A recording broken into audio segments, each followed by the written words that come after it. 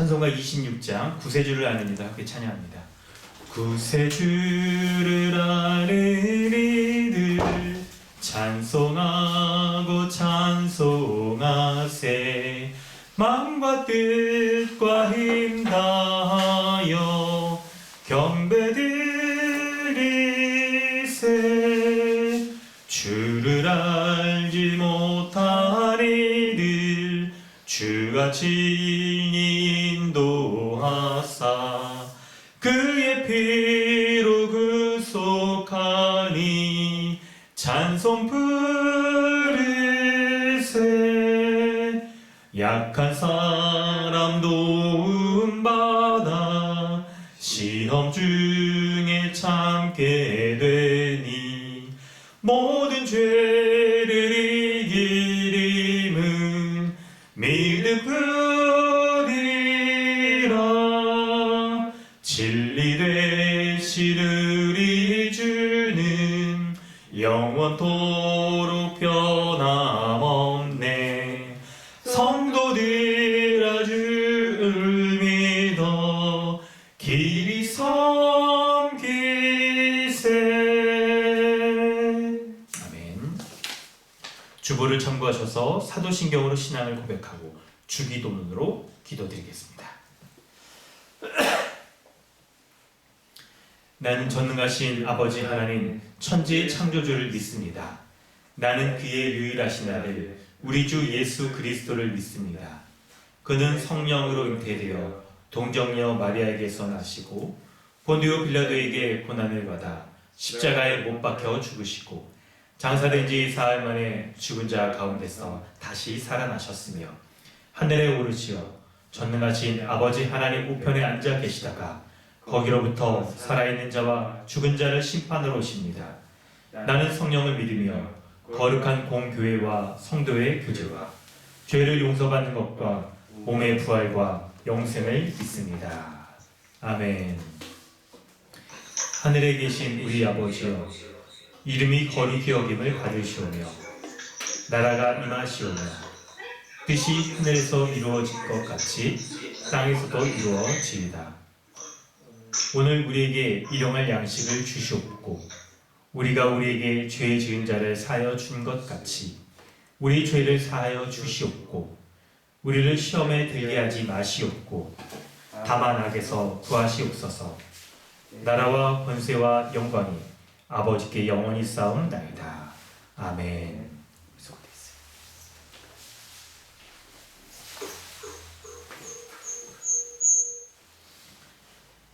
하이델베르그 교리문답은 20, 21, 22, 23문답입니다. 우리의 죄에 대하여 그리고 사도신경에 대하여 우리가 문답하겠습니다. 그러면 아담 안에서 모든 사람이 멸망한 것처럼 그리스도를 통하여 모든 사람이 구원을 받습니까? 아닙니다. 참된 믿음으로 그리스도에게 연합되어 그의 모든 은덕을 받아들이는 사람들만 구원을 받습니다. 참된 믿음이란 무엇입니까? 참된 믿음은 하나님께서 그의 말씀에서 우리에게 계시하신 모든 것이 진리라고 여기는 확실한 지식이며 동시에 성령께서 복음으로써 내 마음속에 일으키신 굳은 신뢰입니다. 곧 순전히 은혜로 오직 그리스도의 공로 때문에 하나님께서 죄 사함과 영원한 의로움과 구원을 다른 사람뿐 아니라 나에게도 주심을 믿는 것입니다. 그러면 그리스도인은 무엇을 믿어야 합니까? 복음에 약속된 모든 것을 믿어야 합니다. 이 복음은 보편적이고 의심할 여지 없는 우리의 기독교 신앙의 조항들인 사도신경이 요약하여 가르쳐 줍니다. 사도신경의 조항들은 무엇입니까? 나는 전능하신 아버지 하나님 천재 창조주를 믿습니다. 나는 그의 유일하신 아들 우리 주 예수 그리스도를 믿습니다. 그는 성령으로 잉태되어 동정녀 마리아에게서 나시고 본디오 빌라도에게 고난을 받아 십자가에 못 박혀 죽으시고 장사된 지 사흘 만에 죽은 자 가운데서 다시 살아나셨으며 하늘에 오르시어 전능하신 아버지 하나님 우편에 앉아 계시다가 거기로부터 살아있는 자와 죽은 자를 심판하러 오십니다. 나는 성령을 믿으며 거룩한 공교회와 성도의 교제와 죄를 용서받는 것과 몸의 부활과 영생을 믿습니다. 아멘. 이 시간 우리 함께 기도하길 원합니다. 하나님께서는 예배 가운데, 예배의 순서 가운데 죄의 고백의 순서를 두셔서 우리로 하여금 하나님 앞에 마땅히 우리를 구원하신 예수 그리스도로 말미암아 하나님 앞에 예배하는 참된 예배자로 서기를 원하십니다.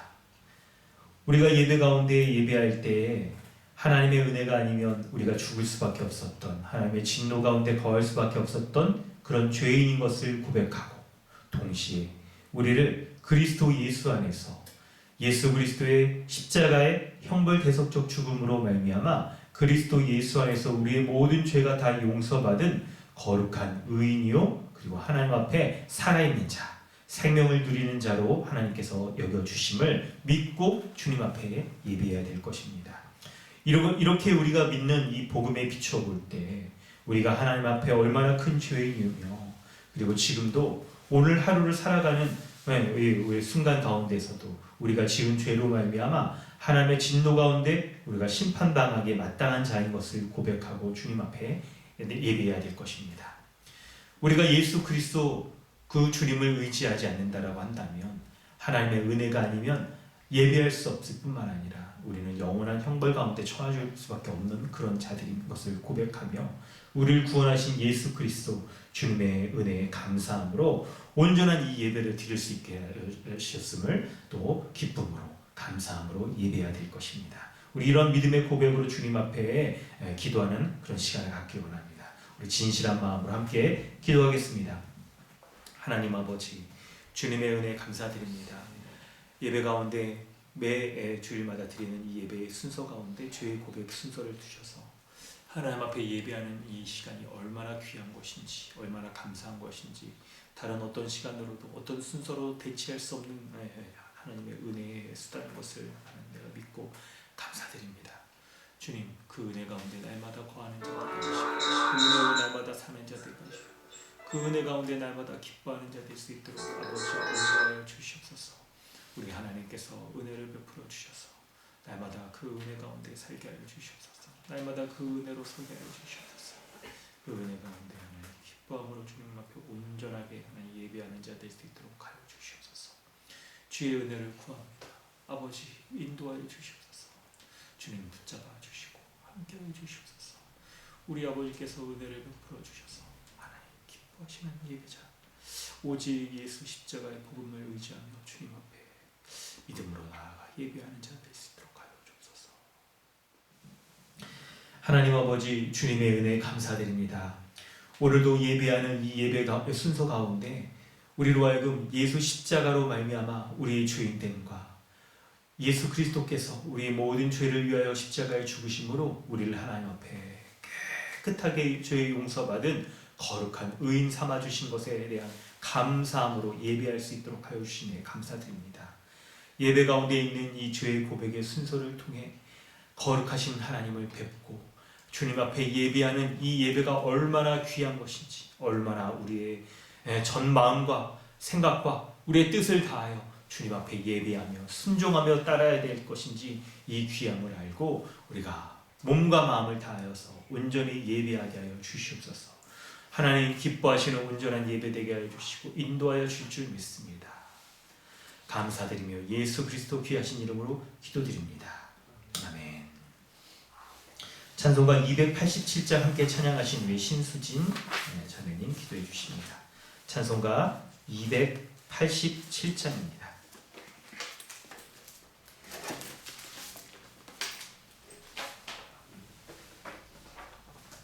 예수 앞에 나오면 죄사함 받으며 주의 품에 안기어 편히 쉬리라. 우리 주만 믿으면 모두 구원 얻으며 영생 복락 면류관 확실히 받겠네.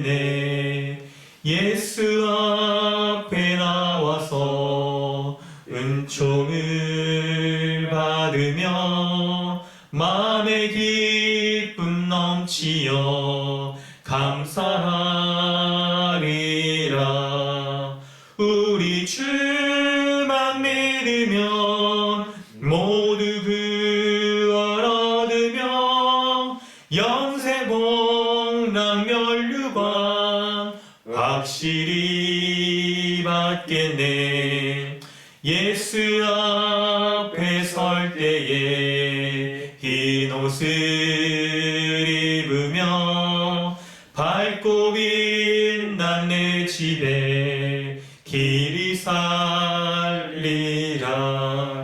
우리 주만 믿으면 모두 구원 얻으며 영생 복락 면류관 확실히 받겠네.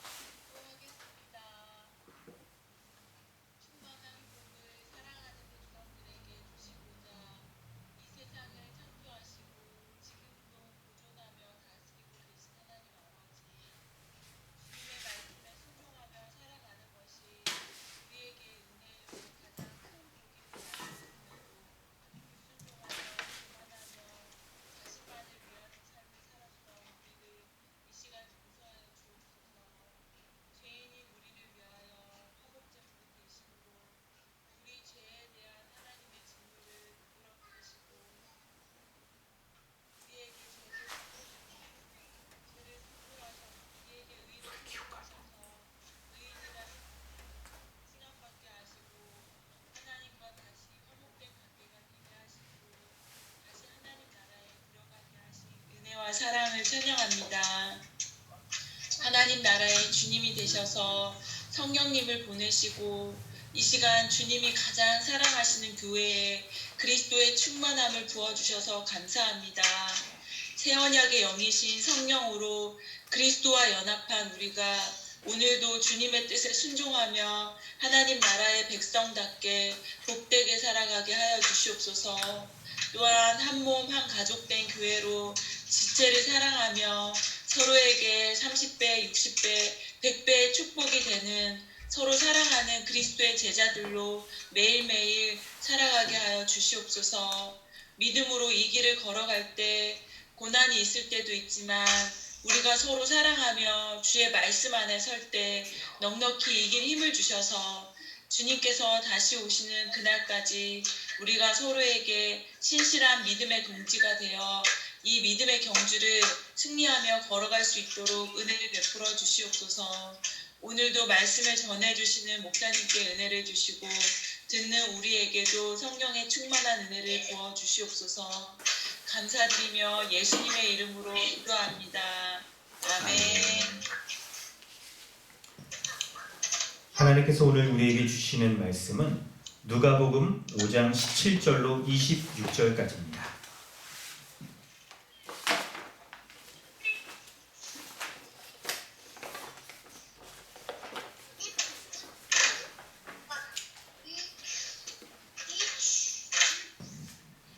누가복음 5장 17절로 26절까지입니다.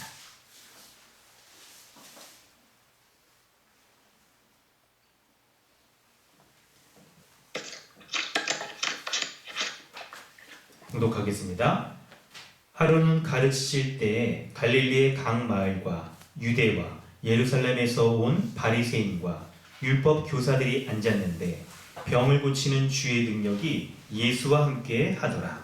한 중풍병자를 사람들이 침상에 메고 와서 예수 앞에 들여놓고자 하였으나 무리 때문에 메고 들어갈 길을 얻지 못한지라. 지붕에 올라가 기와를 벗기고 병자를 침상째 무리 가운데로 예수 앞에 달아내리니 예수께서 그들의 믿음을 보시고 이르시되 이 사람아 내 죄사함을 받았느니라 하시니 서기관과 바리새인들이 생각하여 이르되 이 신성모독하는 자가 누구냐? 오직 하나님 외에 누가 능히 죄를 사하겠느냐? 예수께서 그 생각을 아시고 대답하여 이르시되 너희 마음에 무슨 생각을 하느냐? 내 죄사함을 받았느니라 하는 말과 일어나 걸어가라 하는 말이 어느 것이 쉽겠느냐? 그러나 인자가 땅에서 죄를 사하는 권세가 있는 줄을 너희로 알게 하리라 하시고 중풍병자에게 말씀하시되 내가 내게 이르노니 일어나 내 침상을 가지고 집으로 가라 하시매 그 사람이 그들 앞에서 곧 일어나 그 누웠던 것을 가지고 하나님께 영광을 돌리며 자기 집으로 돌아가니 모든 사람이 놀라 하나님께 영광을 돌리며 심히 두려워하여 이르되 오늘 우리가 놀라운 일을 보았다 하니라. 아멘. 할렐루야. 반갑습니다 여러분. 우리 화면 가운데 음소거가 돼 있어서 이렇게 말로는 인사를 못하지만 그러나 얼굴 이렇게 보시면서 또 우리 반가운 교제도 또 이렇게 하게 되네요. 네, 우리 말씀 듣는 시간이니까 여러분 그 말씀 듣는 거에 이제 최선을 다해서 좀 집중해서 좀 들어주시면 좋겠고요. 우리 어린아이들도 우리 잘 들어주세요. 잘 들어주시고 노트도 좀 하시고 노트한 거 우리 이렇게 사인을 못 해주고 좀 확인을 못해서 우리 잘 듣는지 모르겠지만 그래도 잘 들어주시고 해주세요. 예배 시간에 가급적 이렇게 다른 것들은 좀 이렇게 제한해서 하시고 뭐 이렇게 급한 거 뭐 진짜 그런 거 아닌 이상 하시고 예배 드리고 말씀 듣는데 좀 잘 집중해서 하셨으면 좋겠습니다.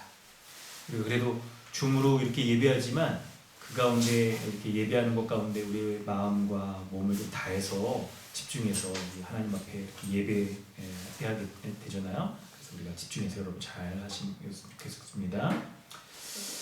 자, 오늘 우리가 함께 말씀 살펴볼 텐데요. 누가복음 5장 우리 17절로 26절까지 말씀을 살피려고 하는데 이 말씀을 우리 크게 세 부분으로 우리 나눠서 이렇게 보려고 합니다. 먼저는 17절로 20절까지를 좀 살펴보려고 하고 그리고 그 이하 또 이렇게 보도록 하겠습니다. 17절부터 20절까지 이 말씀을 볼 때 예수님께서 이제 하루는 가르치실 때 이제 말씀을 가르치시는데 여러 부류의 사람들이 모여듭니다. 갈릴리의 각 마을에서 이제 사람들이 모여들기도 하고 유대와 예루살렘에서도 바리새인과 율법 교사들이 또 이렇게 왔대요. 그러니까 예수님이 이전에 말씀 가르치시고 그 놀라운 병 고치는 그런 사역들, 이적들을 행하시는 것을 소문이 이제 막 나서 온갖 곳에서 사람들이 막 이렇게 모여드는 거예요. 그런데 여러분 이 사람들이 이렇게 왜 모여들었을까 하는 걸 우리가 이제 잘 이렇게 살펴야겠는데 보니까 예수님이 17절 요 하반부에 하는 요 행동과 좀 관련이 있나 봐요. 병을 고치는 주의 능력이 예수와 함께 하더라. 여기서 주는 하나님을 가리키시죠. 여호와 하나님을 가리키는데 여호와 하나님이 병을 고치시는 능력이 예수와 함께 하여서 이 놀라운 일들을 예수 그리스도께서 행하시는 거예요. 그럴 때 이 사람들이요. 어떤 이제 한 중풍병자 18절에 이 사람이 나옵니다.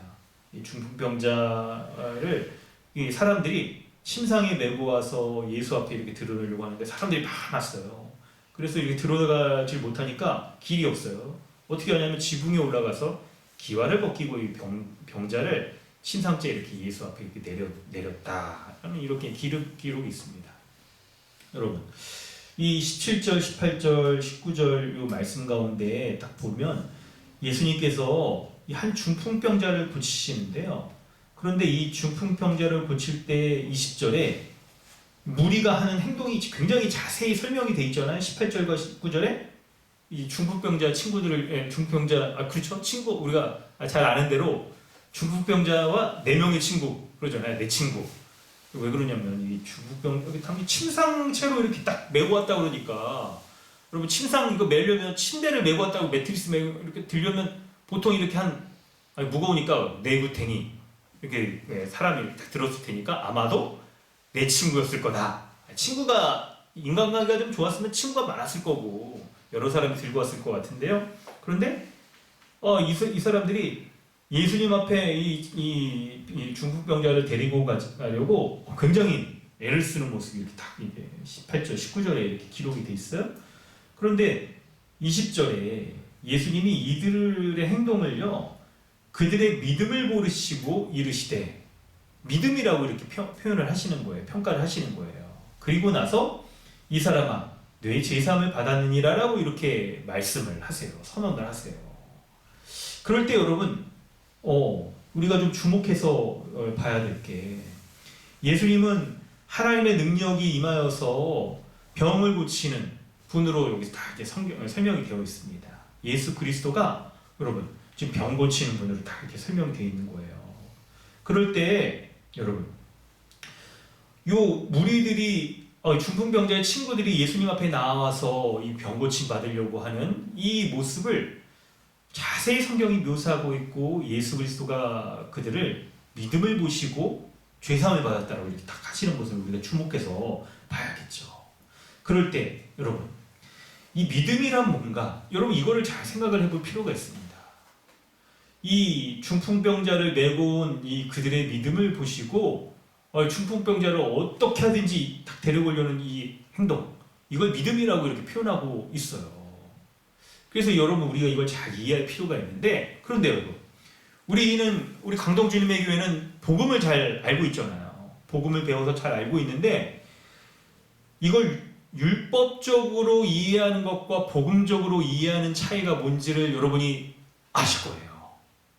만약에 여러분 이걸 율법적으로 이해한다라고 한다면 이런 게 되겠죠? 뭐야? 뭐죠 여러분? 여러분 잘 아시는 말씀 가운데 어디에 있나요? 그 잠언에 있나요? 10번 찍어 안 나면 뭔가 나무 없다. 그래서 열심히 뭔가를 하면 하나님이 그냥 불쌍히 여겨주셔서 뭔가를 주신다, 이렇게 여길 수 있다는 것이죠. 그렇게 한다면 그냥 예수님 앞에 나아가려는 이 장애물 같은 거를 요걸 제거하고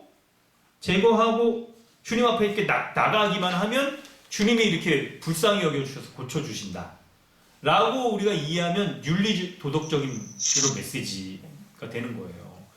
그러면 성경은 하나님이 주시는 이 은혜, 십자가로 말미암아 주시는 그 은혜와 상관없이 인간의 노력과 행동으로 말미암아 뭔가를 얻어낼 수 있는 그런 윤리 도덕 종교밖에 안 되는 것이죠.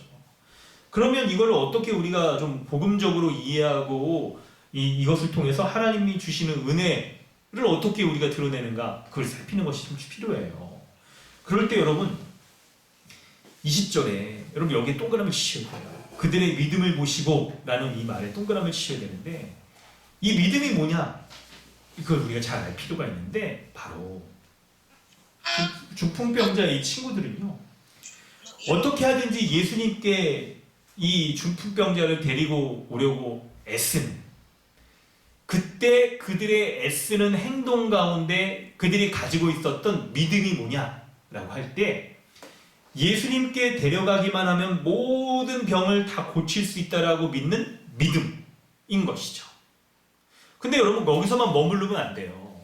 여기서만 머무르면 안 되고, 그냥 예수님께 나가기만 하면 고침받는다라고 말한다고 한다면 예수님이 누군지 어떤 분인지 상관이 없을 수 있어요. 마치 17절 본문이 처음 시작할 때 갈릴리 강마을에서 온 사람들과 유대와 예루살렘에 온 바리새인과 율법 교사들도 예수님께 지금 나왔잖아요. 나아가기만 하면 은혜를 받는다라고 여기는 것은 여러분 이거 성경적이 아닐 수 있어요. 이 바리새인과 율법 교사들은 우리가 잠시 후에 살펴보겠지만 21절 이하에 예수님을 힐난하고 신성 모독죄로 이제 죽이려고 하는 모함을 씌우는 그런 사람들이에요. 단순하게 예수님께 나아왔다라고 해서 이게 은혜를 누릴 수 있다라고 말하는 건 성경적이 아닌 거예요. 우리 예배도 마찬가지입니다, 여러분.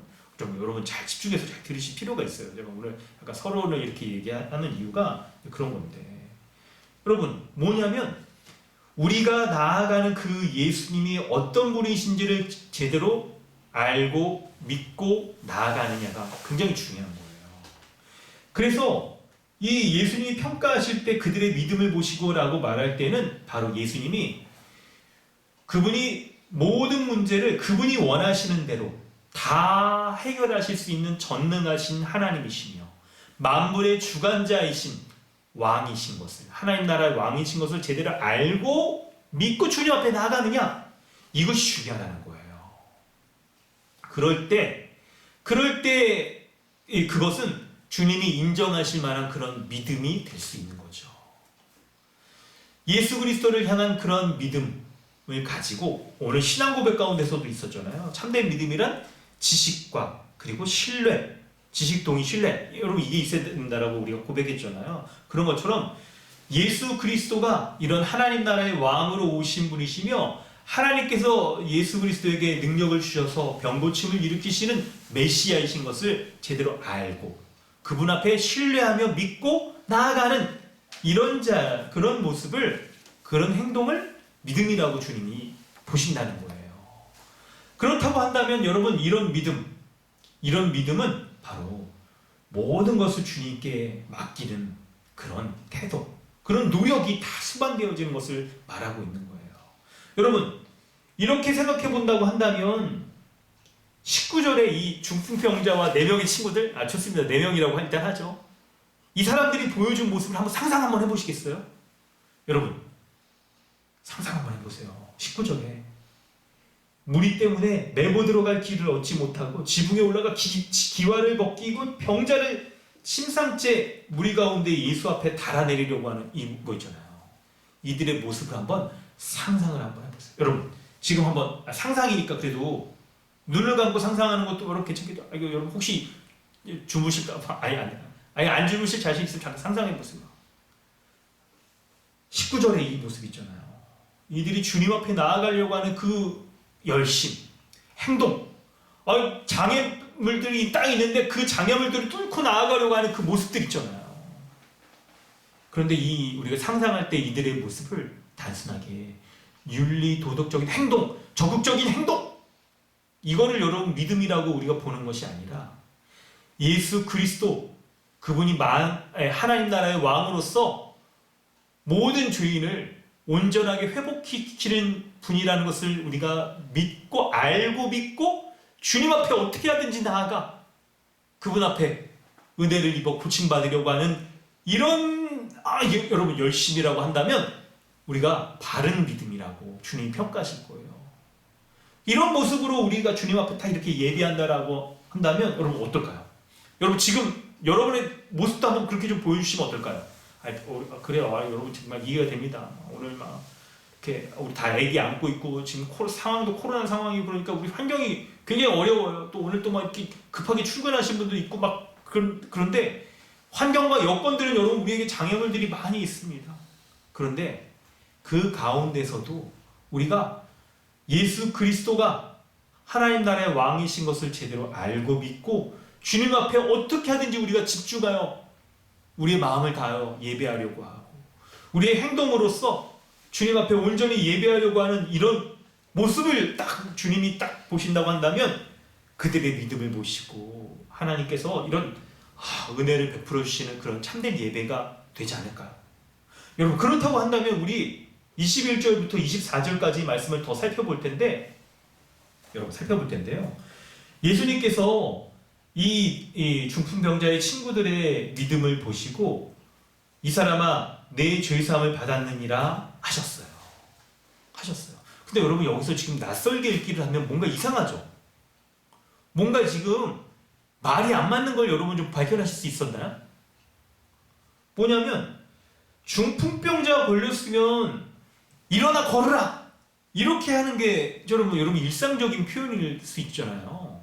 그런데 중풍병자에게 예수님이 뭐라고 말씀하냐면 내 죄사함을 받았느니라 이렇게 얘기를 하시니까 뭔가 이게 살짝 핀트가 안 맞는 것 같아요. 약간 논리가 좀 약간 벗어난 것 같은데 예수님이 왜 이렇게 말씀하셨는지는 여러분 뒤에 좀 살펴보고 예수님이 내 죄사함을 받았느니라라고 말씀하셨을 때 그 말씀을 21절 서기관과 바리새인들이 그 말씀을 듣고 생각하여 여러분 잘 들으세요. 여기 잘 보세요. 본문 잘 보세요.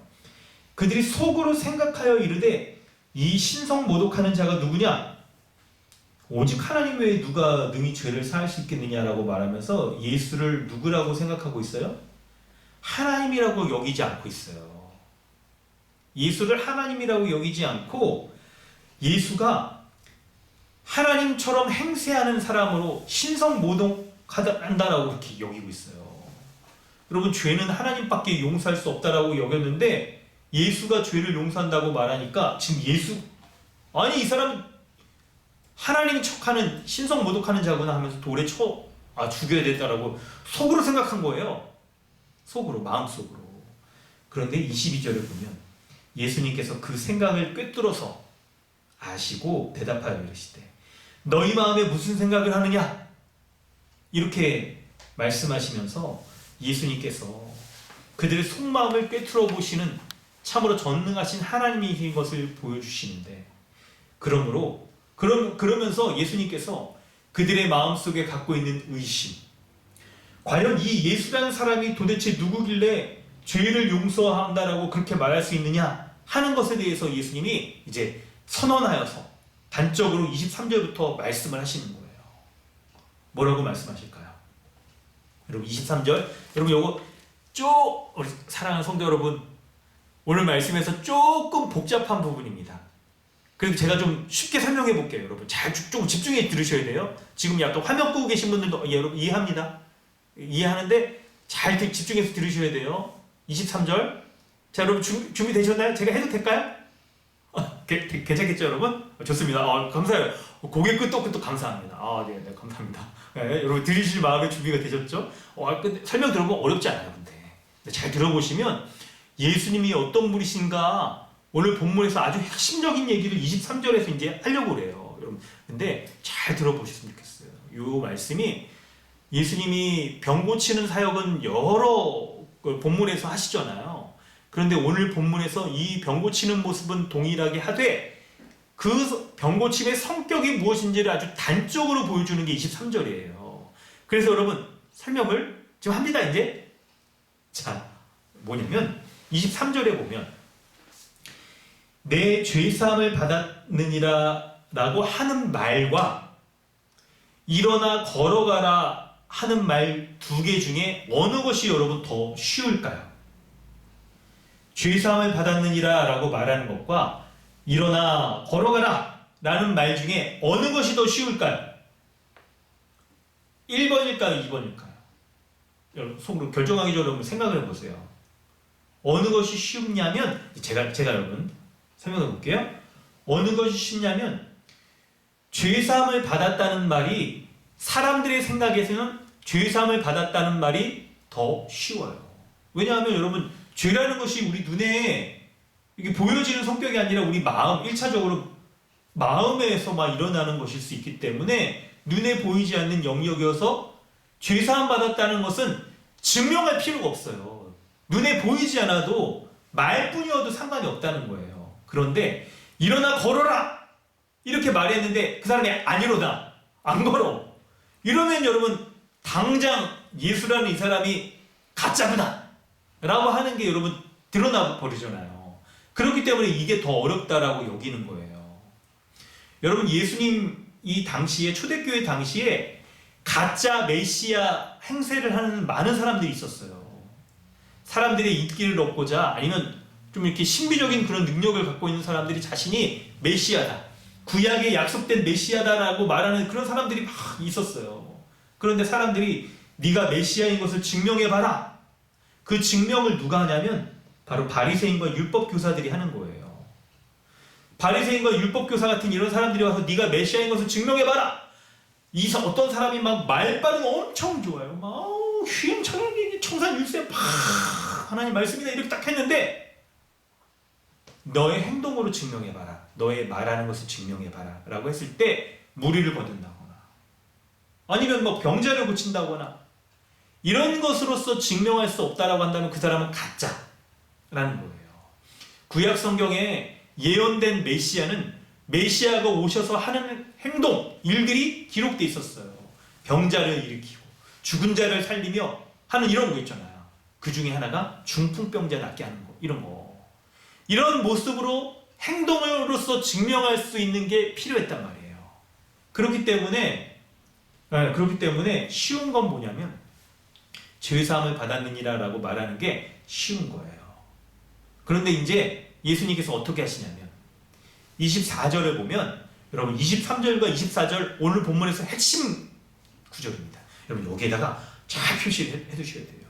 예수님이 어떻게 하시냐면 그러나 인자는 땅에서 죄사하는 권세가 있는 줄을 너희로 알게 하리라 하신 다음에 중풍병자에게 내가 내게 이르노니 일어나 내 침상을 가지고 집으로 가라 이렇게 말씀을 하시는 거예요.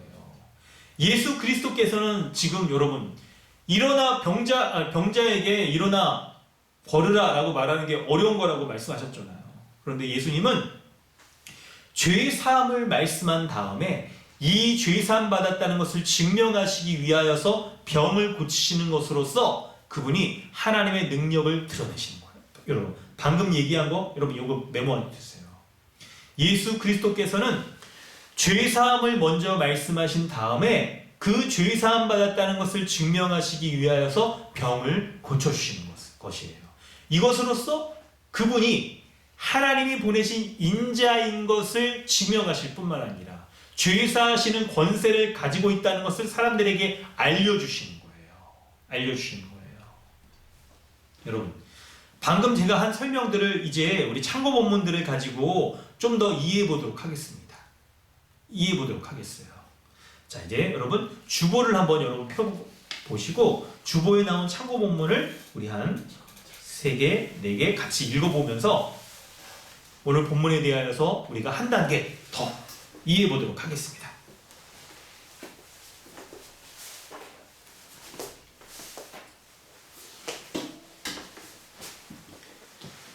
자, 주보에 창세기 2장 17절을 먼저 한번 읽어보도록 하겠습니다.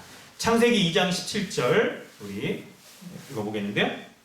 네, 우리 문영 형제님, 마이크를 켰어요 먼저. 어떻게 내가 시키려는 거 알았죠? 좋아요. 네, 한번 읽어주세요. 마이크를 켰는데 소리가 안 났네.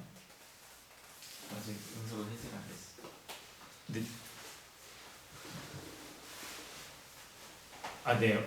그냥 제가 하겠습니다. 오늘 종호 형제가 오늘 예배 요거 포맷 인도를 하고 있는데 음소거 해제하고 이런 게 있어야 되는데 그냥 하겠습니다. 여러분 한번 보세요.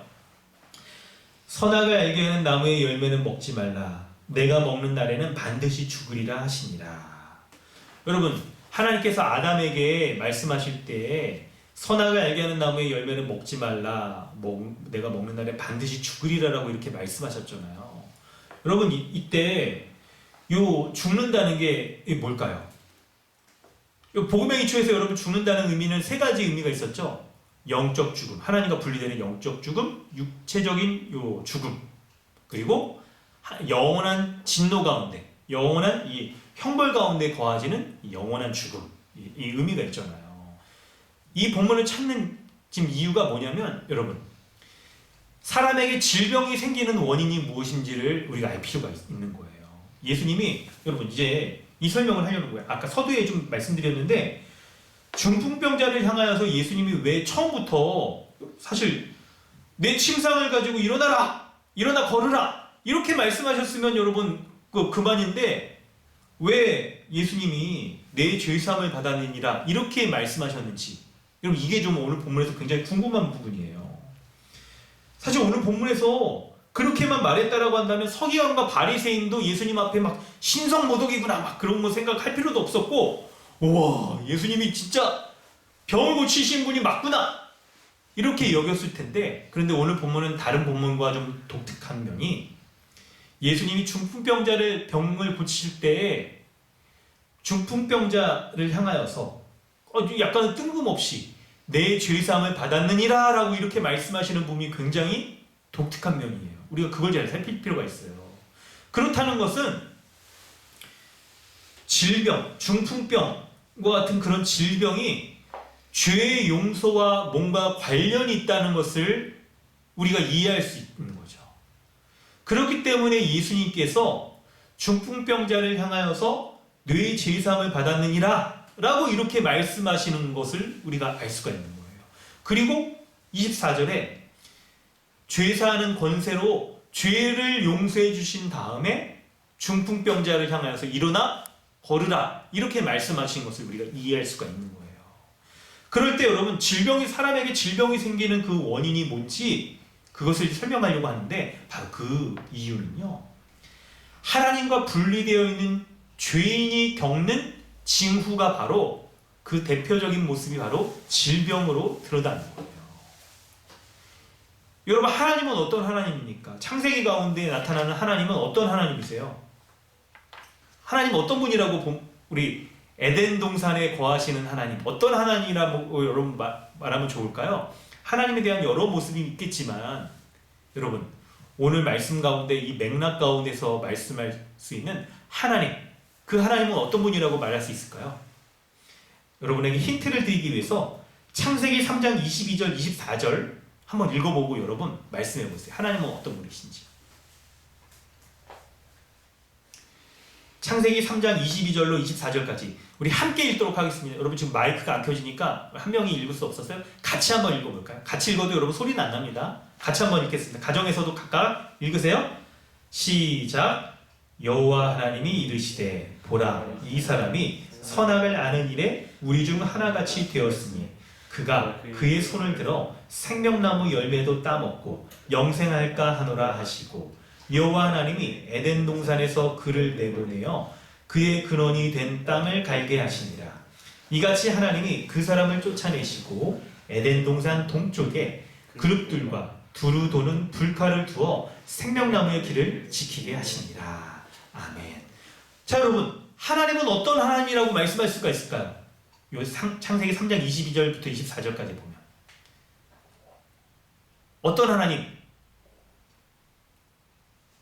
아니, 그럼 여러분, 제가 여러분 입술로 여러분 막 읽을 수 있습니다.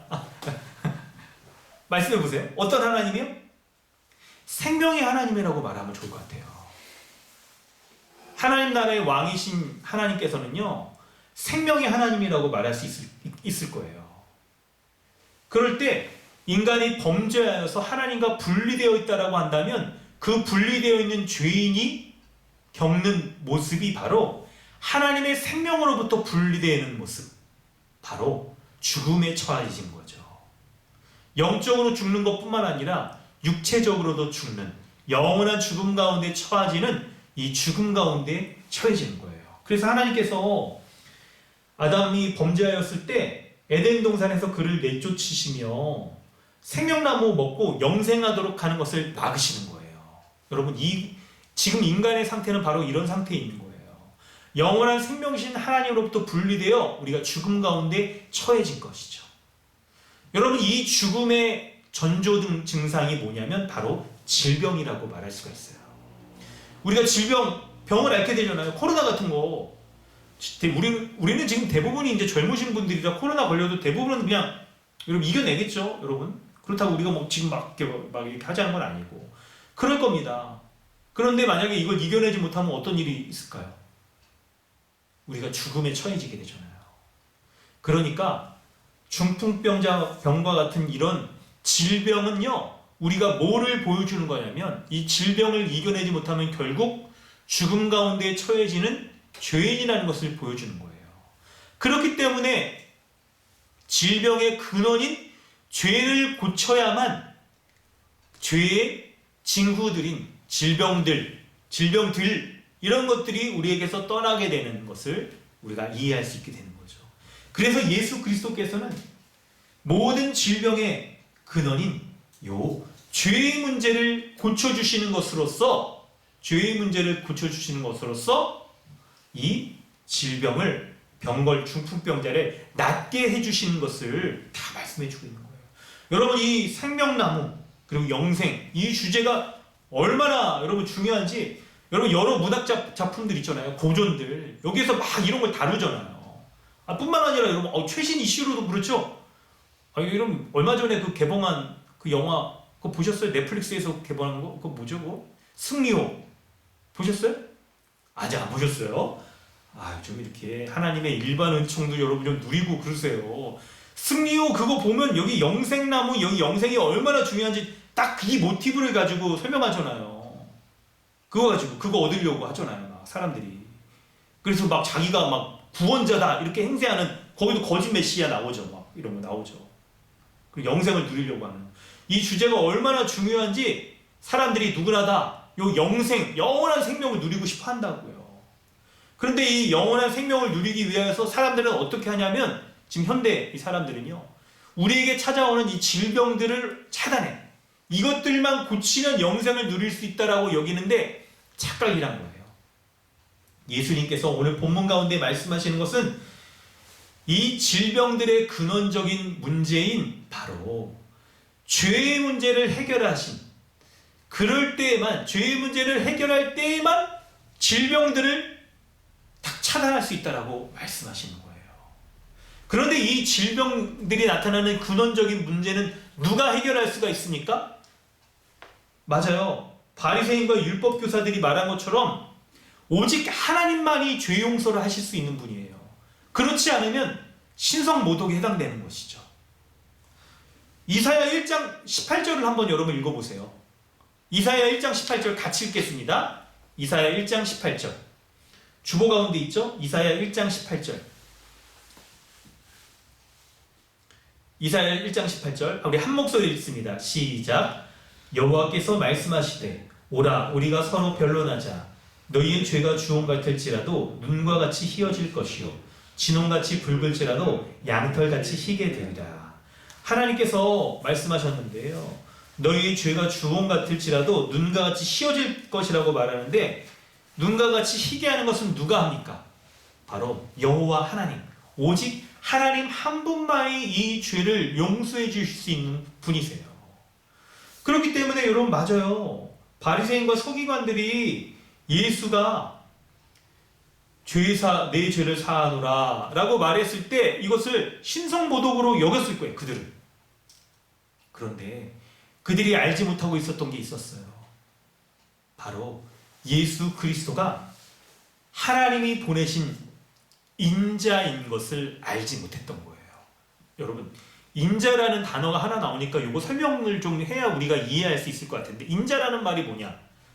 영어 성경 같은 데도 보면 이건 여러분 Son of God, 그냥 사람의 아들이라고 표현되는데 약간 이 의미를 보다 잘 이해할 필요가 있는데, 다니엘서 7장 13, 14절을 보면 인자라는 말이 뭔지를 우리가 잘 이해할 수가 있어요. 여러분, 그 주보에 나온 이 말씀 한번 읽어보도록 하겠습니다. 같이 읽습니다. 시작. 내가 또 밤 환상 중에 보니 인자 같은 이가 하늘 구름을 타고 와서 옛적부터 항상 계신 이에게 나아가 그 앞으로 인도되매 그에게 권세와 영광과 나라를 주고 모든 백성과 나라들과 다른 언어를 말하는 모든 자들이 그를 섬기게 하였으니 그의 권세는 소멸되지 아니하는 영원한 권세요 그의 나라는 멸망하지 아니할 것입니다. 아멘. 13절을 보면 다니엘이 환상 가운데 인자를 봅니다. 인자는 누구냐면 바로 예수 그리스도를 가리키는 거예요. 인자가 옛적부터 항상 계시니, 이건 누굴까요? 이분은 누굴까요? 하나님이시죠. 여호와 하나님. 원래 여호와 하나님이신데 그분 앞에 인자가 나아가서 여호와 하나님께 14절에 권세와 영광과 나라를 받게 되는 거예요. 인자가. 그래서 오직 하나님만이 행하실 수 있는 일들을 인자가 행할 수 있는 권세와 그리고 하나님의 나라를 통치할 수 있는 통치권을 부여받아서 하나님을 믿는 자를 구원하고 믿지 않는 자를 심판하는 일을 행하신다는 거예요. 바로 예수 그리스도가 인자로서 지금 메시아인, 여러분 그래서 메시아를 다른 말로 인자라고 여러분 이해하면 크게 다르잖아요. 인자로서 지금 이 땅 가운데 오셔서 하나님이 주신 전권을 가지고 심판하고 믿는 자를 구원하는 일들을 행하시는데, 그것을 보여주시는 것으로서 지금 중풍병자를 고치시는 것으로서 종말의 말세에 하나님 나라가 임할 때 메시아가 행하실 그 일들을 지금 다 행하심으로써 바로 중풍병자를 고치는 예수가 하나님이 보내시는 전권을 가지신 인자이신 것을 보여주시는 거예요. 그래서 사람들에게 인자가, 전권을 가진 인자이신 예수 그리스도가 하나님으로서, 정확히 말하면 하나님의 대리 통치자로서 하나님으로서의 전권을 가지고 죄의 용서함을 주고 그리고 용서받지 못하는 자에게 영원한 심판을 내리시는 이 일들을 행하신다는 것을 보여주시는 거예요. 이렇게 보여주시는 거예요. 그래서 이 일들을 행하시는 인자로서 예수 그리스도께서 이 중풍병자를 고치실 때 어떻게 하십니까? 바로 일어나 걸으라 하시지 않고 내 죄를 용서하노라 라고 병의 근원적인 이 죄를 오직 하나님만이 행하실 수 있는 이 놀라운 일들을 행하심으로써 하나님으로서의 그분의 신적 능력을 보여주시고 그리고 일어나 걸어라 이렇게 말씀하고 있는 거예요. 오늘 이 본문을 통해서 우리는 와, 예수 그리스도가 정말 참 하나님이신 것이 맞구나. 단순하게 죄를 이 병을 고치는 정도 이건요 여러분 사람 세계에서도 신적 능력을 가진 그런 가짜 메시아 이런 사람들도 막 행하는 막 그런 거예요. 그런데 이런 것들뿐만 아니라 그런데 이렇게 고침받은 사람들도 결국은 어떻게 됩니까? 그들이 죄인이기 때문에 다 죽고 말잖아요. 다 죽고 말잖아요. 그런데 예수 그리스도는 그들의 이 근원적인 죄를 용서하심으로 말미암아 이 죄를 고치시는 것으로써 병 고치는 일들을 온전히 행하시는 참 하나님이신 것을 보여주시는 거예요. 여러분, 개개인의 질병은 물론 이 그들이 뭔가 죄를 범한 일들 때문에 생겨나는 게 아니죠. 여기 지금 여러분 그걸 말하는 게 아닙니다. 아담의 후손으로 태어난 이 근원적인 죄를 가지고 있었다는 것을 말하는 거예요. 그럴 때 이 예수님께서는 병을 고치시는 분으로서 여러분 어떻게 하실까요? 오늘 본문에 25절, 26절 세 번째 본문에서는 병의 근원을 고치시는 분이신 것을 보여주시고 그것으로서 죄인이 겪는 모든 죄로 말미암는 지배로부터 해방시켜 주시는 분이신 것을 말씀하고 있어요. 25절, 26절을 보면 여러분 매우 독특한 표현을 또 하나 발견할 수가 있는데 예수님께서 중풍병자를 고치셨어요. 일어나 내 침상을 가지고 집으로 가라! 그랬더니 이 사람이 어떻게 할까요? 그 사람이 그들 앞에서 곧 일어나 그 누웠던 것을 가지고 하나님께 영광을 돌리며 자기 집으로 돌아가는 거예요. 그랬더니 사람들이 놀래. 와, 어떻게 이런 일들이 벌어지는가? 영광을 돌리며 그리고 심히 두려워해. 와, 이거 하나님만이 향하실 수 있는 건데 두려워해. 그리고 오늘 우리가 놀라운 일을 보았다라고 말씀하시죠. 그런데 여러분 정말 예수 그리스도께서는 그분의 신적인 능력으로 말미암아 모든 질병을 고쳐주시는 하나님이신 거예요. 우리가 이걸 믿는다라고 말하면 주님이 고쳐주시는 그 범위가 어느 정도인가를 우리가 가늠해 볼 수가 있는데 24절, 25절 말씀을 연이어서 보면 여러분 예수님이 병 고치실 때 뭔가 하신 말씀 가운데 좀 독특한 이런 표현을 하나 발견하실 수가 있을까요? 24절, 25절 말씀 한번 보세요. 예수님께서 중풍병자를 향하여서 일어나 걸으라 라고 말씀하신 게 아니라 일어나 뭐라고 말씀하셨어요? 내 침상을 가지고 집으로 가라 이렇게 말씀하신 거예요. 여러분 침상 이거 뭐하러 집으로 가지고 가라고 했을까요? 분리수거하기가 어려워서? 그렇죠 여러분. 이거 쓰레기 분리수거 스티커 내고 버려야 돼. 이거 한 4천 침상이니까 크니까 이거 한 5,000원짜리 이거 붙여가지고 버려야 돼. 그러니까 분리수거하기 힘들어서 그랬을까요? 25절에 이 사람이 고침받은 다음에 그 누웠던 거 가지고 예수님 말씀에 순종 잘하네. 그 누웠던 거 가지고 간단 말이에요. 근데 예수님은 왜 이 누웠던 거 가지고 가라고 말씀하셨을까요? 이거 가져가서 뭐하게? 집에 가서 분리수거하라고? 그런 거 아닐 텐데 뭐였을까요? 여러분 누웠던 침상이 의미하는 바가 뭘까요? 중풍병자라는 것에서 여러분 생각을 해보세요. 중풍병이라는 게 뭐예요? 여러분 중풍병이라는 게 이거 사실 이거 뭐 쥐งู이런 거 이제 여러분 아시잖아요. 이렇게 혈관 같은 게 막혀가지고 여러분 온몸에 사지가 마비되는 거 그게 중풍병이잖아요. 그래서 감각, 언어, 뭐 행동, 운동 이런 데 장애가 오는 걸 말하잖아요. 중풍병 걸리면 여러분 어떻게 됩니까? 움직이는 게 자유롭지 않기 때문에 침상에서 떠날 수가 없단 말이에요.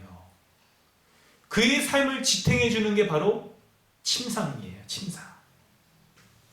예수님께서 죄 용서하여 주시고 질병을 고쳐주셨을 때 고쳐주시는 범위가 어떤 것인가 하는 것을 우리에게 말씀하여 주시는데 이전에 고침받기 이전에 죄 용서받기 이전에 그의 온 존재를 다 의지하며 살 수밖에 없었던 그 침상으로부터 떠나 자유함을 누리게 되는 것.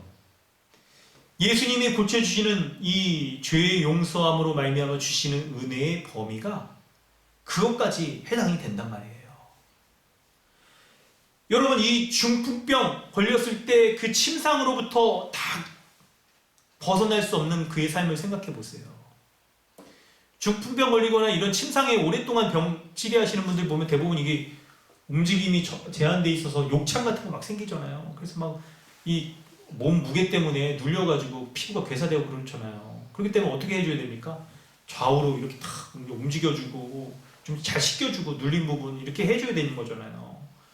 중풍병자 입장에서 생각해보면 그의 바램이라고 한다면 중풍병 그 그냥 침상에서 벗어나서 자유롭게 걷고 싶은, 움직이고 싶은 거 그거겠지만 그에게는 이런 소망은요, 실현 불가능한 소망일 뿐이죠.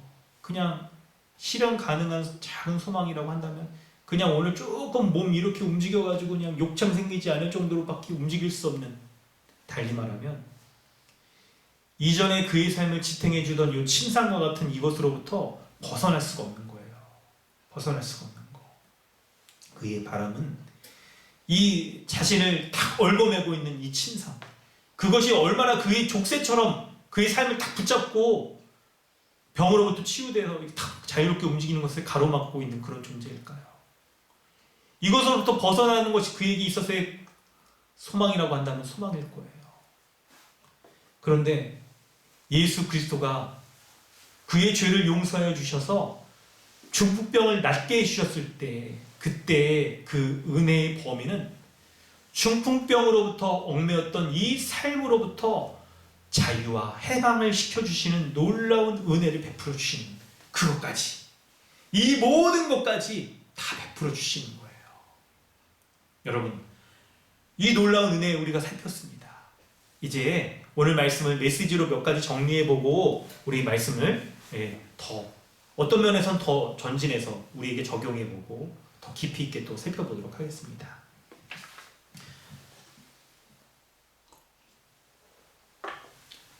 하나님께서 오늘 본문 가운데 우리에게 말씀하시는 메인 아이디어, 바로 그거는 예수 그리스도가 어떤 분이신지, 그분이 행하시는 은혜가 어떤 것인지를 우리에게 더욱 알려주시는데요. 예수 그리스도가 어떤 분이라고 말씀하고 있습니까? 바로 죄사함의 권세가 있으신 예수님이라고 말하죠. 여러분 메모해 두실까요? 오늘 오후에는 여러분 특별히 설교 나눔을 여러분 하니까요, 지금 메시지를 한 3가지, 4가지 정도 말씀드리려고 해요. 잘 메모해 두셨다가 이따가 적용 나눔할 때 우리 소그룹으로 나눠서 합니다. 그리고 이때 나눔을 좀 잘 하실 수 있도록, 자기 자신에게도 적용할 수 있도록 여러분 메모를 지금부터 잘 해두시기 바랍니다. 오늘 본문의 메인 아이디어는 여러분 이거예요. 죄사함의 권세가 있으신 예수님을 믿으면 모든 악과 고통의 본질적인 원인인 죄로부터 죄사함을 얻는다는 거예요. 죄사함의 권세가 있으신 예수님을 믿으면 모든 악함과 고통의 근원인 죄로부터의 해방된다. 여러분 이걸 말씀하고 있는 거예요. 여러분 이 메인 아이디어를 이제 한 3가지, 4가지 정도로 몇 가지로 더 확장해서 우리에게 적용하고 하나님의 이 말씀을 우리의 마음 깊은 곳에 좀 이렇게 새기길 원합니다. 사랑하는 성도 여러분, 말씀을 청종하는 마음으로 귀 기울여서 잘 들으셨으면 좋겠어요. 첫째는 예수님이 죄사함의 권세가 있으신 분이라는 것을 믿으셔야 됩니다. 믿으셔야 돼요. 알기만 하면 안 됩니다. 믿으셔야 됩니다. 여러분, 죄가 모든 문제의 근원이시라는 것을, 모든 문제의 원인이 바로 죄라는 것을 아셔야 됩니다. 그렇기 때문에 죄를 해결해야만 다른 모든 문제도 해결되는 거예요. 죄사함을 받아야만 하나님 나라에 들어갈 자격을 얻고 그 나라의 복을 얻게 됩니다. 따라서 예수님을 믿을 때, 예배 가운데 나아올 때, 여러분 신앙생활할 때 가장 먼저 해야 될 것이 바로 죄의 문제를 해결해야 되는 거예요. 이 죄의 문제, 이것이 가장 중요한 것입니다. 죄에 대한 회개 없이 예수님께 그냥 우리의 문제 해결이나 받으려고 하고 복을 구하려고 하는 이런 시도들은요, 참으로 어리석은 겁니다. 단순하게 종교적인 습관, 관습밖에 되지 않는 것이고 정말 하나님이 인정하시는 참된 믿음, 참된 신앙생활은 되지 못하는 거예요. 그렇기 때문에 여러분 어떻게 해야 될까요? 그러면 우리는 어떻게 해야 될까요? 바로 하나님 나라의 본질이 회개하고 예수 그리스도의 다스림에 순종하는 것에 있잖아요. 그렇기 때문에 순종할 때 문제가 해결되고 복을 누릴 수 있게 되는 거예요. 바로 이 순종은 회개하는 자만이 할 수 있는 겁니다. 모든 문제의 해결은 죄사함을 받는 것으로부터 시작합니다. 그렇기 때문에 우리가 이 예수님이 죄사함의 권세가 있으신다는 것을 정말 믿는다고 한다면, 죄의 문제를 해결을 받아야 된다는 것을 여러분 믿는다고 한다면, 두 번째로 우리가 뭘 해야 되냐면 예수님이 죄사함의 권세를 가지신 것을 믿고 예수님께 나아가야 됩니다. 예수님께 나아가야 돼요. 예수님이 죄사함의 권세가 있다는 것은 여러분 모든 사람이 죄인이라는 것을 말해주는 거예요. 그리고 이 죄로 인해서 모든 고통이 찾아온다는 것을 말해주는 것이죠. 모두가 죄인이기 때문에 스스로 온전해질 수가 없습니다. 모두가 죄인이기 때문에 그 죄로 말미암는 상태가 중풍병자와 같아서 스스로는 하나님 앞에 나아갈 수 없는 자라는 것을 우리가 인정해야 되는 거예요. 여러분, 사랑하는 성도 여러분, 여러분 스스로를, 여러분 자신을 돌아볼 때 여러분 자신이 이런 중풍병자와 같은 그런 상태에 있다는 것을 여러분 인정하십니까? 중풍병자와 같이 중풍병의 징후들이 우리에게 나타나 있다는 것을 인정하십니까? 마비 상태에 빠져 있는 거예요. 감각이 마비 상태에 빠져 있고, 언어가 마비 상태에 빠져 있고, 행동하는 것이 마비 상태에 빠져 있어서 도무지 하나님이 기뻐하시는, 하나님이 원하시는 생각과 감각과 행동들을, 삶을 살아가는 것으로부터 멀어져 있었어요. 원함은 우리에게 있다 하더라도 자신이 원하는 것만큼 스스로 그렇게 행할 수가 없는 그런 자, 중풍병자와 같은 자가 바로 지금 우리라는 것을 여러분 인정하십니까? 이 세상 가운데서는 스스로 온전하게 될 수 있는 길이 아무것도 없는데 오직 예수님께만 이런 권세가 있고 그분에게만 피할 길이 있다는 것을 여러분 믿으셔야 됩니다. 사랑하는 성도 여러분, 그것만이 유일한 길이에요. 중풍병자의 이 친구들이 예수님을 향한 이런 믿음을 가졌기 때문에 적극적으로 주님께 나아가려고 했던 거예요. 성도 여러분, 중풍병자의 친구들이 적극적으로 주님 앞에 나아가려고 했던 것을 우리가 율법적이 아닌 복음적으로 이해한다라고 한다면 여러분 어떤 걸까요? 율법적으로 이해한다라고 한다면 예수님이 누군지 몰라도 상관없어요. 그냥 예수님께 뚫고 나아가기만 하면 돼. 그러면 복 받는다라고 여길 거 아니에요. 예수님이 여러분 바꿔 말하면 우리 예배 가운데도 마찬가지인 거예요. 하나님이 원하시는 예배가 뭔지 몰라도 예배에 나오기만 하면, 일단 말씀 듣기만 하면, 일단 뭐 나와서 이렇게 참석하기만 하면, 이게 어디예요? 코로나 가운데 지금 예배 안 드리는 가난한 성도들은 다 떨어져 나갔잖아요, 지금. 그런 사람들보다 훨씬 낫지. 이렇게 여길 수도 있겠지요. 여러분, 좋습니다. 잘하셨어요. 맞습니다, 그것도. 그런데, 그런 것으로만 여러분, 우리가 딱 한다고 한다면, 하나님이 인정하시는 그런 참된 믿음, 그건 아닐 수가 있어요. 여러분, 제가 지금 중요한 걸 이제 설명해 보겠습니다. 중풍병자들이 주님 앞에 적극적으로 나아가려고 했던 건 이걸 복음적으로 이해한다라고 한다면 여러분 이게 뭔지 이렇게 이해할 수 있어요.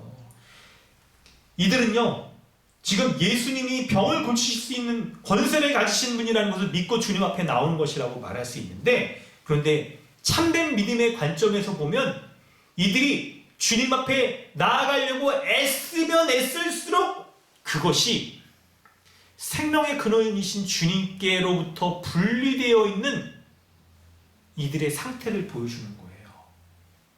죄인된 그 상태를 더욱더 보여주는 거예요. 여러분 19절에 이들이 애쓰는 모습, 여러분 이게 어찌 보면 안타깝지 않습니까? 안쓰럽지 않습니까?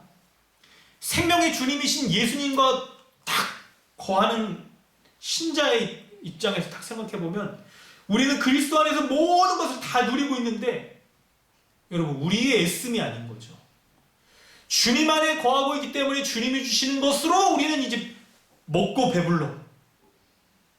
그런데 이렇게 주님 앞에 나아가기 위해서 애쓰면 애쓸수록 이거에 뭘 반증해 주고 있냐면 그들이 죄인됨을 보여주는 거예요. 주님과 멀리 떨어져 있는, 분리되어 멀리 떨어져 있는 죄인, 그렇기 때문에 주님 앞에 나아가기 위해 애쓸 수밖에 없는 그 죄인인 상태인 것을 막 보여줄 수밖에 없는 거예요. 생명의 주님과 분리되어 있어서 생명이 메말라 있는 이 중풍병자의 상태인 것을 보여주는 것이며, 참된 치유자이신 주님과 분리되어 있어서 어떻게든지 주님 앞에 나아가려고 하는 이 동료들의 이 상태가 바로 주님과 분리되어 있는 거리가 먼 그 상태를 보여주고 있는 거예요. 그렇다고 한다면 여러분, 우리 자신에게 이 말씀을 적용해 볼 때 주님께 나아가는 복음적인 길은 뭘까요? 주님께 나아가는 복음적인 복음 가운데서 이들의 노력과 애씀을 우리는 어떻게 여러분 우리의 신앙의 본으로서 우리 받을 수 있을까요? 바로 그것은 믿음입니다. 믿음이에요. 믿음 외에 다른 것이 없습니다. 예수 그리스도께서 주시는 그 의를 가진 자만이 하나님 앞에 나아갈 수 있는 거예요. 죄의 용서함을 해주실 수 있는 하나님 앞에 나아갈 수 있고, 예수 그리스도가 주시는 의를 선물로 덧입는 자만이 온전한 치유를 행하시는 하나님 앞에 나아가 그 은혜를 덧입을 수가 있는 거예요. 성도 여러분, 이것이 우리가 믿고 있는 바로 믿음의 본질이자 믿음의 핵심인 거예요. 우리는 예수 그리스도를 믿음으로 그리스도 안에 있는 모든 것을 다 선물로 받은 자입니다. 여러분 이것을 믿으십니까? 예수 그리스도 안에 무엇이 있습니까? 예수 그리스도 안에 죄사함이 있습니다. 예수 그리스도 안에 온전함이 있습니다. 예수 그리스도 안에 새롭게 창조되어 회복시키시는 은혜가 있는 거예요. 그러므로 우리는 예수 그리스도를 믿음으로 말미암아 그리스도가 베푸시는 죄사함의 은혜를, 본질적인 것을 회복시키는 죄사함을 받았고, 그것으로 말미암아 중풍병으로 대변되어지는 이 모든 질병의 것들이 온전히 회복되는 것을 우리는 받았어요. 새 생명의 새 창조의 역사가 우리 안에 일어나서 한 새 사람으로 우리는 이렇게 변화되어서 주님 앞에 이런 놀라운 회복의 은혜를 받은 자가 바로 우리인 거예요. 이 모든 것을 우리가 전유할 수 있는 것이 뭐라고요? 바로 믿음이라는 거예요. 믿음이라는 거예요.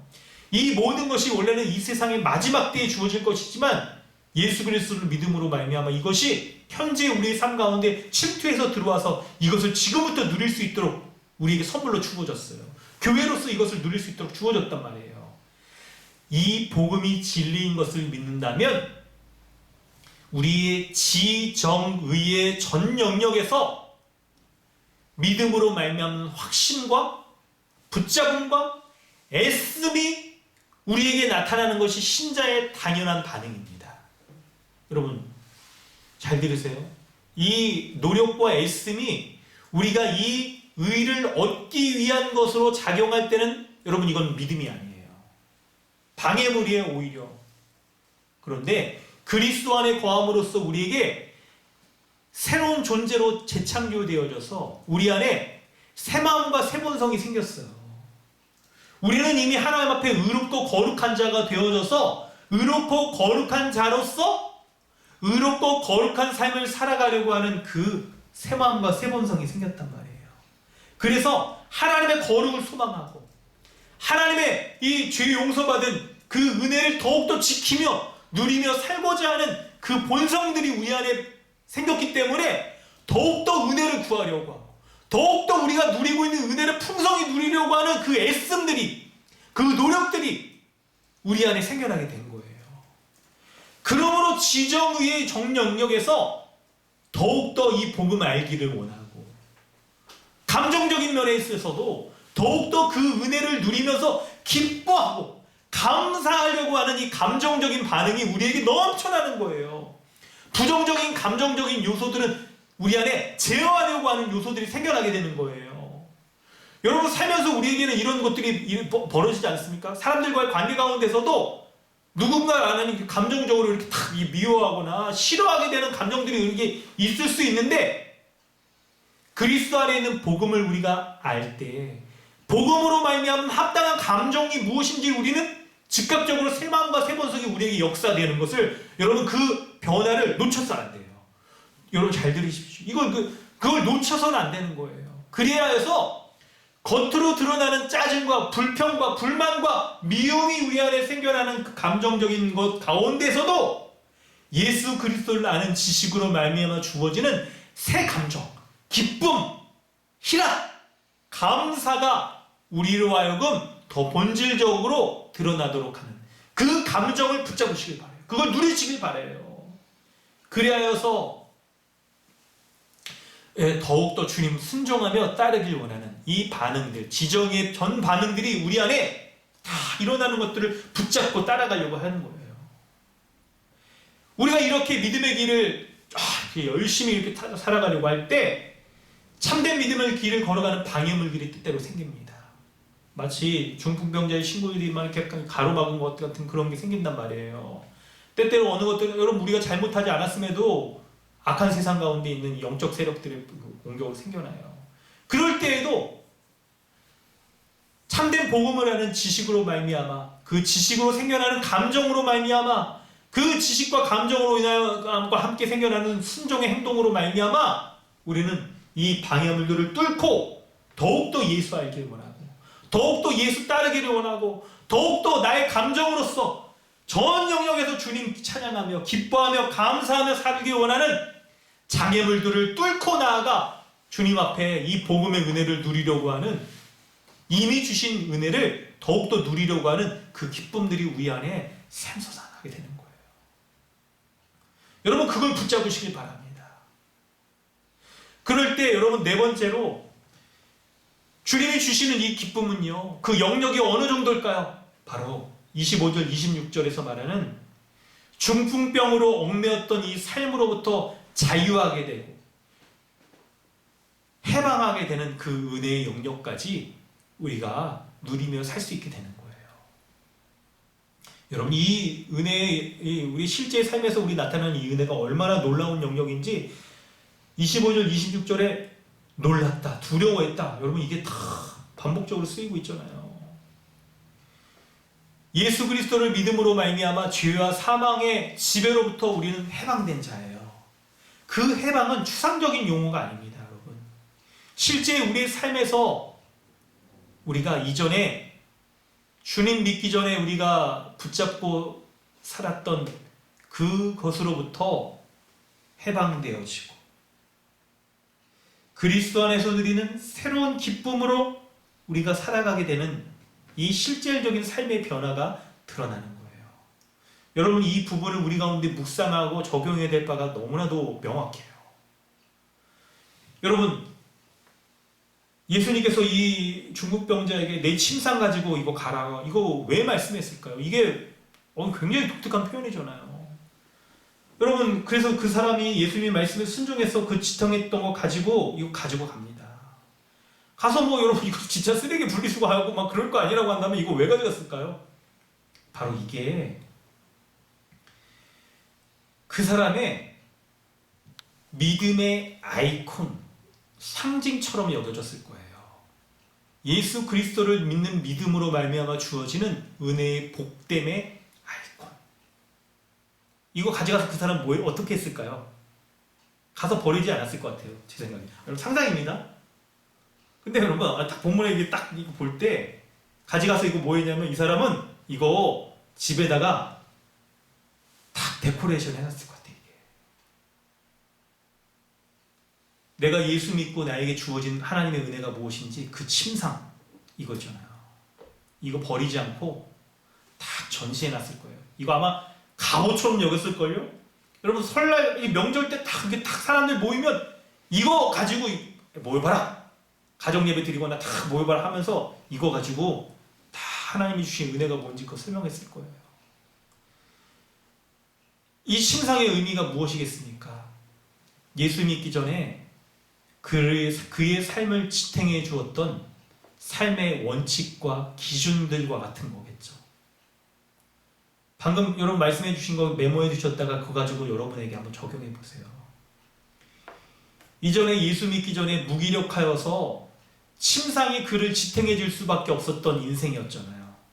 그런데 이제 그는 그런 침상으로부터 자유하게 되어서 자기가 혼자 스스로 기동하여 움직일 수 있을 뿐만 아니라 그 침상을 딱 들고 갈 수 있을 정도의 힘과 그 힘을 얻어서 살아갈 수 있는 자로 바뀌었어요.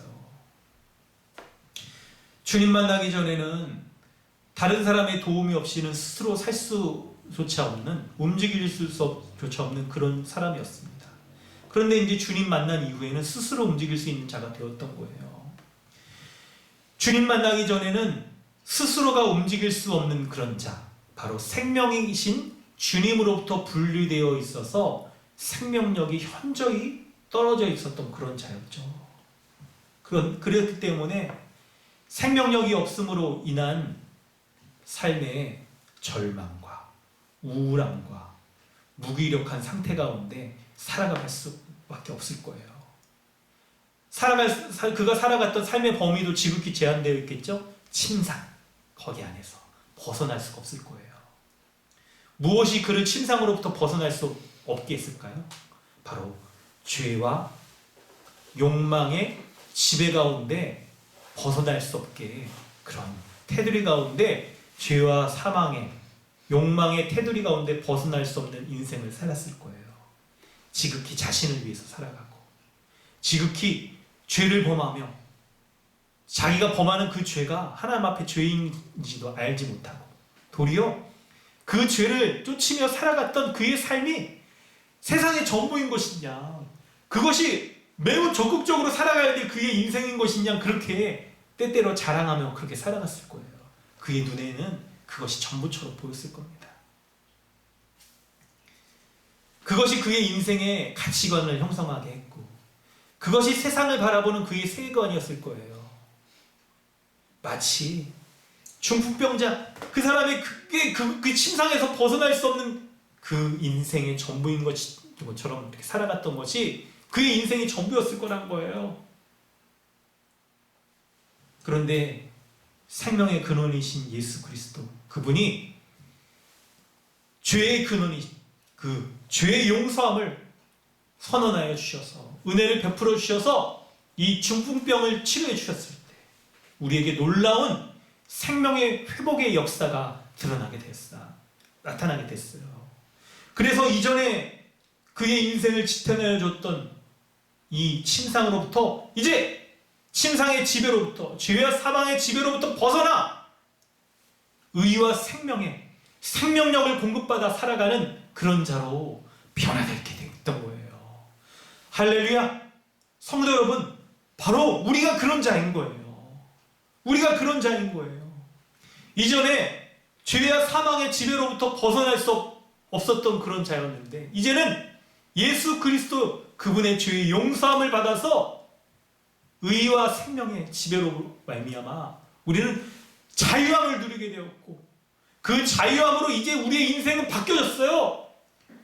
우리의 삶의 가치관과 세계관이 완전히 바뀌어져 복음이 우리에게 주는 복음적인 가치관, 복음적인 세계관, 복음적인 자아관을 갖게 되어서 우리의 인생이 완전히 바뀌게 된 거예요. 완전히 바뀌었어요. 우리가 이전에 붙잡고 살아갔던 모든 것들이 이제 가치 없게 여겨져요. 우리에게 있어서의 참된 가치는, 참된 기쁨은 이제 뭐냐면 예수 그리스도가 주시는, 그분 안에 발견되어지는 이 하나님 나라에 대한 소망과 예수 그리스도로 말미암아 참 생명을 얻은 자가 그의 나라와 그의 의를 구하며 살아가고 하나님을 사랑하는 것만큼이나 이웃을 사랑하며 살아가는 그의 삶이, 이 명령이 그의 인생관이자 가치관으로서 너무나도 중요하게 여겨지게 된 거예요. 죄와 사망의 지배 가운데 있을 때는 그저 침상 요기 안에 딱 뽑아서 자기만을 위해서 살아가는 것이 인생의 전부였던 것처럼 여겨졌는데 이제는 완전히 바뀌었어요. 완전히 바뀌었어요. 이제 하나님이 주시는 그 은혜의 생명력으로 말미암아 스스로 인생을 딱 살아갈 수 있게 되는데, 그렇게 살아가는 인생, 더 이상 주님과 분리된 인생이 아니라 주님으로 은혜로 말미암아 그 기쁨을 누리며 살아가는 인생, 그것으로 감사함으로 살아가는 인생, 더 이상 세상의 지배 가운데 주님이 필요 없다라고 여기는 이런 불신, 세상의 지배 가운데 벗어나서 이제 오직 하나님의 은혜로 말미암아 내가 믿음으로 살아간다, 하나님 나라를 위해 살아간다, 몸된 교회를 위해서 살아간다라고 다 그의 삶이 딱 바뀌었다는 그 변화의 아이콘으로서 이 침상을 가져가서 벽에 걸어놨을 거예요. 누워놨을 거예요. 여러분에게 삶에 있어서도 우리의 삶은 이렇게 바뀌어졌습니다.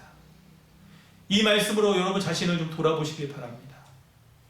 예수 믿기 전에 여러분의 삶을 지배하였던, 그것을 기대어서 살아갈 수밖에 없었던 그 침상으로부터 벗어나서 예수를 믿음으로 말미암아 새로운 인생을 살아가고 새롭게 생명력을 얻어서 이제 자유를 얻어 살아가는 여러분의 인생, 무엇을 위해 살아가고 있습니까?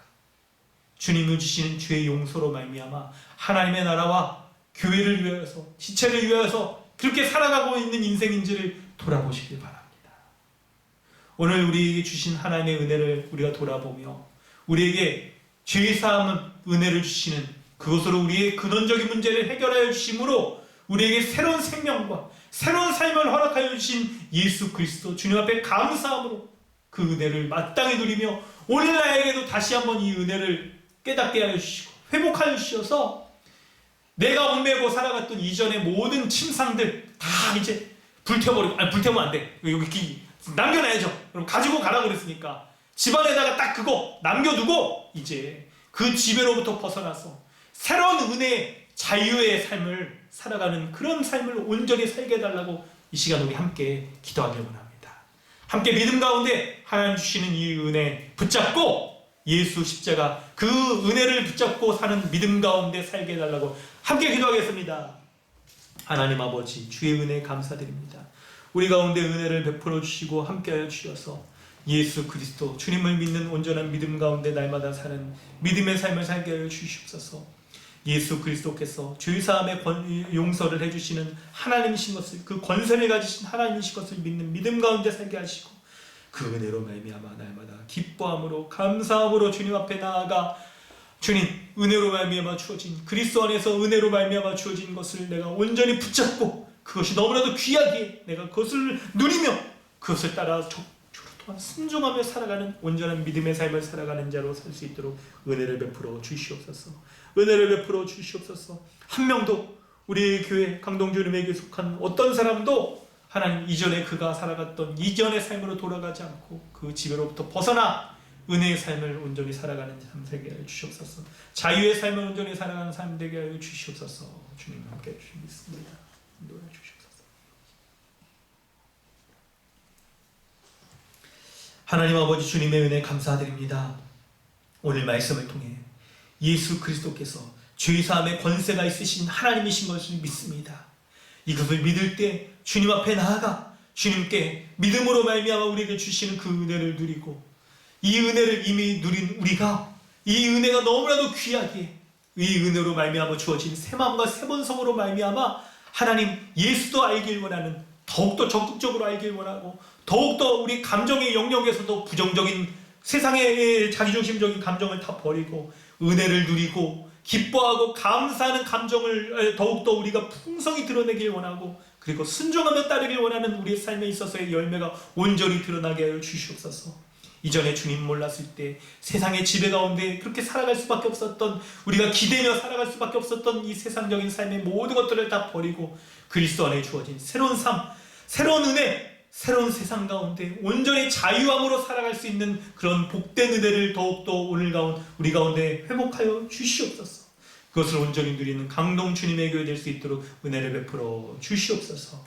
감사드리며 예수 그리스도 귀하신 이름으로 기도드리옵나이다. 아멘.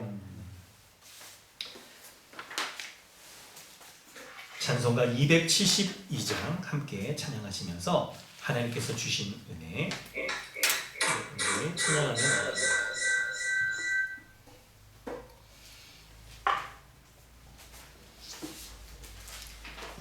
찬송가 272장입니다. 고통의 멍에 벗으려고 예수께로 나갑니다. 자유와 기쁨 베푸시는 주께로 갑니다.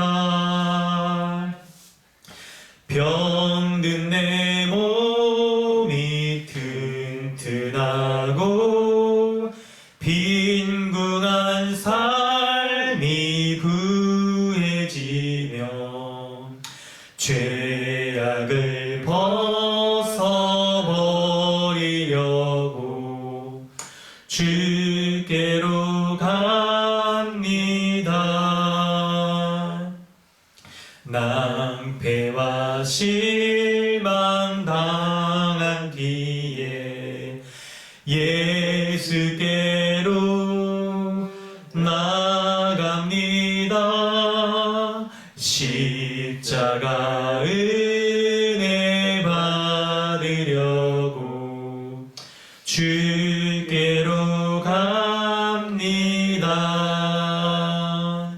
슬프던 마음 위로받고 이 생의 풍파 잔잔하며 영광의 찬송 부르려고 주께로 갑니다.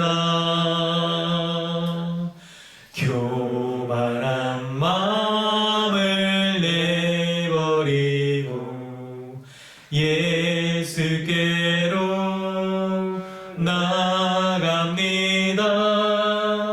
복되신 말씀 따르려고 주께로 갑니다. 실망하니 몸이 늘었고 예수의 크신 사랑받아 하늘의 기쁨 맛보려고 주께로 갑니다. 죽음의 길을 벗어나서 예수께로 나갑니다. 영원한 집을 바라보고 주께로 갑니다. 멸망의 포구해어 나와 평화의 나라 다다라서 영광의 주를 배우려고 주께로 갑니다. 아멘. 하나님께서 주시는 은혜를 온전히 누리는 그 죄사함의 해방을 누리는 우리 성도님들 되시기 바랍니다. 광고 말씀드립니다. 동계 말씀 수련회가 온라인으로 진행됩니다. 네, 이번 주 금토일 우리 진행되고요. 우리 모임 때 자세한 일정과 또 계획을 알려드리도록 하겠습니다. 네, 오늘 오후는 우리 설교 적용과 나눔들을 좀 풍성히 하는 시간을 좀 갖도록 하고요. 기도 제목도 아울러 더 나누도록 하겠습니다. 다음 주 오후는 여러분 가족주의로 진행입니다. 이번 주 중에 교육자 수련회가 있습니다. 우리 교회 이렇게 우리가 좀 성경적 교회로 자라가는데 우리가 잘 하고 있는지 좀 중간 점검도 해보고요. 우리가 좀 또 이렇게 바뀌어야 될 부분들이 있다면 좀 같이 논의하는 그런 시간을 좀 갖도록 하겠습니다. 하나님 주시는 지혜로 좋은 결정들 우리 잘 할 수 있도록 위해서 기도해 주시기 바랍니다. 어려움 있는 국가 사회 교회를 위해서 기도해 주시기 바랍니다. 우리 헌금 위해서 기도하고 축도로 마치겠습니다. 하나님 아버지 주님의 은혜 감사드립니다. 우리 가운데 예수 십자가로 말미암아 우리에게 참된 죄사함과 그로 말미암는 온전한 해방을 주시는 은혜 감사함을 드립니다. 우리가 이전에 우리가 지탱하며 살아갔던 모든 것들을 덧없이 여기며 하나님이 주시는 그 은혜를 우리가 누리기에 우리가 그런 신앙의 고백으로 이 예물을 주님 앞에 올려드립니다. 하나님 기뻐 받아주시고 이 예물이 쓰여지는 것마다 하나님의 영광이 드러나며 주의 복음이 선포되는 이곳에 귀하게 쓰이게 하시고 한몸된 가족으로서의 삶은 교회적 삶을 사는데 귀한 예물로 쓰일 수 있도록 하나님이 인도하여 주시옵소서. 헌금을 드리는 우리 성도들 하나님 참 어려운 형편 가운데서 하나님을 구별하여 주님의 것임을 인정함으로 이 모든 것들을 드립니다. 하나님 주님께서 우리가 겪는 일상에서의 겪는 모든 어려움과 고통 가운데서도 참된 기쁨과 자유와 해방을 맛보게 해주셔서 하나님께서 속히 임하심으로 주님이 원하시는 때 주님이 기뻐하시는 방식으로서 우리의 삶의 모든 문제들을 해결해 주시고 또 하나님 회복하여 주시는 은혜를 또한 더하여 주실 줄 믿습니다. 주님이 원하시는 가장 선하신 뜻대로 주님 응답하여 주시옵소서. 11조 예물과 감사와 구제와 건축과 주정헌금에 이르기까지 모든 예물을 주님 기쁘게 받아주셔서 하나님이 기뻐하시는 온전한 예물로 쓰이는 이 예물 주님 될 수 있도록 주님 응답하여 지금은 우리를 죄악 가운데 구원하여 주신 우리 구주 예수 그리스도의 은혜와 하나님 아버지의 무한하신 사랑과 성령님의 내주하시며 축복케 하시는 은혜가 우리 가운데 주님 이렇게 귀한 은혜 주셔서 우리로 하여금 새 기쁨과 새 일의 자유 가운데 이 삶을 살게 하시는 은혜 가운데 살게 하시는 우리 모두 가운데 지금부터 영원토록 함께 있을지어다. 아멘. 드립니다. 주님 도와주시옵고 함께 해주시옵소서. 주님이 홀로 영광 받으시니 도와주시옵소서. 감사드립니다.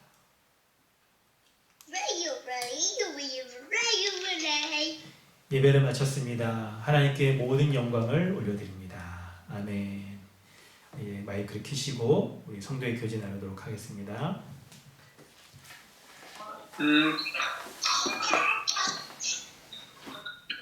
안녕하세요.